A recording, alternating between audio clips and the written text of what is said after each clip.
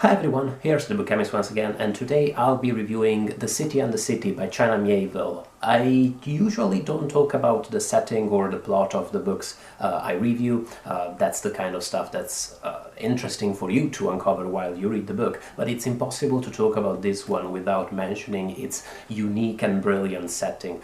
The City and the City is set in a place where there's a city, but there's also another city. The novel is set between two city-states, Basel and Ulcoma, that have separate laws, separate institutions, separate traditions and cultures and histories, even though they share the same geographical space. And a whole complex set of rules is in place to make sure this bizarre situation can exist. Citizens of both places, for instance, have to ignore people who might be walking the same street as theirs, but who are actually located in the opposite street. They can cross between the two places, but only through the official border, and otherwise they have to always live in this state of unseeing, where they live their life in their own place while ignoring what goes on in the other. It's obviously a very Kafkaesque situation, but for all that this setting is so weird and mind-bending, it never takes away from the sheer pleasure of experiencing this novel and this story. This is first and foremost a detective novel. If anything, it adds to the pleasure of experiencing this situation. This isn't a dry intellectual exercise or a postmodern novel which is maybe trippy but also somewhat obtruse. It's always very interesting, and it's very much of a page-turner. Obviously, such a stimulating setting also constantly invites reflections about what parallels for this we can find in our own world. Just like with the best science fiction or fantastical fiction in general, the more outlandish the setting, the more I feel compelled to try and find a parallel in the real world for what I'm reading. And there are so many potential parallels that emerge from the reading. One that was very clear to me, for instance, was the way in our own cities, in our own reality, we have all these rules of unseeing in place to interact with people who might belong to different social or economical groups than ours. For instance, I've lived in many affluent UK cities where when you walk around the city centre you might see these beautiful, imposing buildings with homeless people sleeping and living on their thresholds. And there are definitely dynamics of unseeing that go on there, which are very easy not to question, and which works of fiction such as this invite you to question and to consider anew. Camilla Shamsi, in her introduction to my edition of the novel, points out brilliantly how Basel and Ulcoma, these parallel cities, but also opposite cities, invite us to look anew at so many other split dynamics that defy logic and yet very much dictate the way we live in our own world. She talks about the India-Pakistan border and the military rituals that occur over there that at once highlight how different the countries are, but also how very similar, if not identical, in so many ways.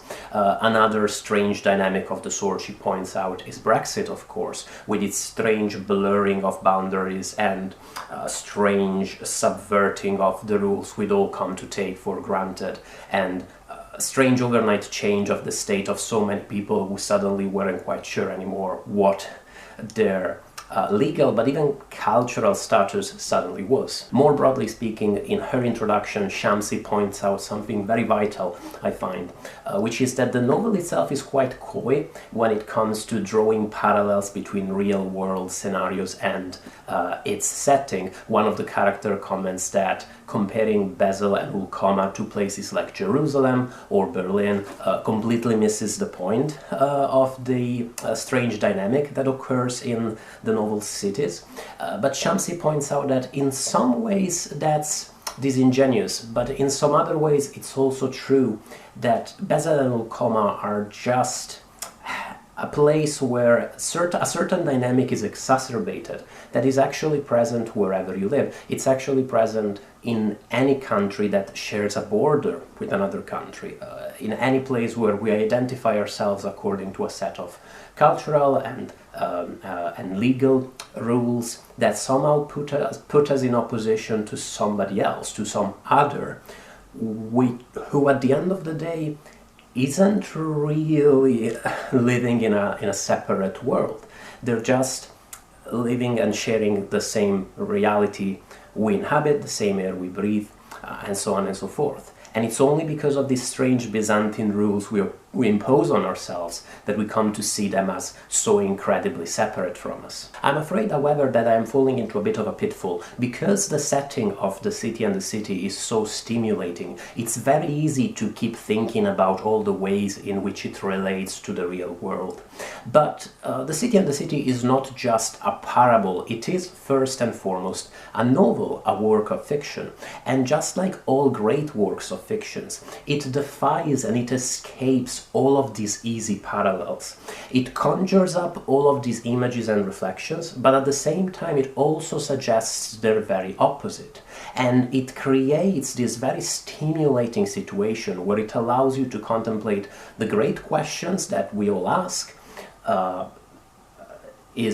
Are people from different parts of the world really different? Is this tribal instinct we all have really ingrained within ourselves, or isn't it? It allows you to consider all of these questions without necessarily putting a final answer on it, but by contemplating the true complexity of our psyche and of our reality. Throughout the novel I was wondering about Breach, this strange force that oversees both cities and ensures that this rule of unseeing is enforced in both places. I was wondering, well, but what is Breach? What is it supposed to represent?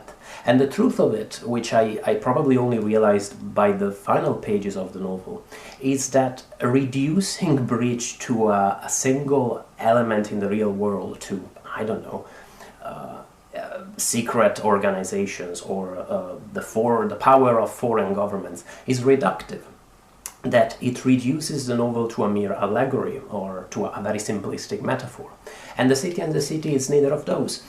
It's a very stimulating work of fiction that defies categorization and becomes more and more intriguing the more you think about it. The intricacies of the plot, the intricacies of the mystery at the heart of the novel do feel ever so slightly thin and hard to follow / hard to believe, especially toward the end of the book, but that's absolutely fine if you ask me. With many of my favorite detective novels, I'm thinking of Motherless Brooklyn by Jonathan Lethem or The Yiddish Policeman Union by Michael Chabon, the plot itself almost feels slightly beside the point. I'm not sure I could tell you too many details about the plot of those books. I definitely couldn't have done after my first reading.